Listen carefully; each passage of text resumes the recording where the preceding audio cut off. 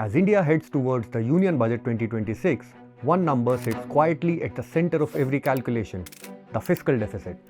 In simple terms, fiscal deficit is the gap between what the government spends and what it earns in a year, excluding borrowings.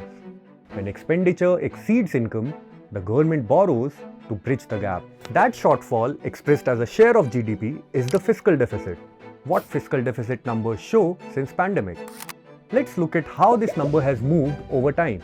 In FY20, India's fiscal deficit stood at 4.6% of GDP, already higher than what was estimated. Then came the pandemic. In FY21, the deficit ballooned to 9.2% as revenues collapsed and emergency spending surged to support the economy. From there, a gradual process of consolidation began. In FY22, the deficit fell to 6.7%. In FY23, it eased further to 6.4%. In FY24, it declined to 5.6%. By FY25, the centre brought it down to 4.8%, slightly better than its own target. And for FY26, the government has budgeted a further reduction to 4.4% of GDP. Why does this matter? These numbers matter because fiscal deficit determines how much the centre must borrow from the market. Higher deficit means higher borrowing, rising interest costs, and less room to manoeuvre in future budgets.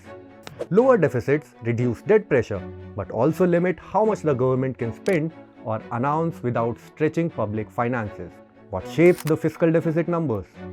Several factors shape the deficit: tax collections, economic growth, subsidy bills, capital expenditure, and one-off receipts like dividends. When revenues grow faster than spending, the deficit narrows. When spending rises faster than income, it widens. So what does this mean for Budget 2026? With the fiscal deficit already estimated at 4.4% for FY26, Finance Minister Nirmala Sitharaman enters the FY27 budget cycle with far less fiscal headroom than during the pandemic years. India is no longer in crisis mode, but it is also not in a position for unchecked spending.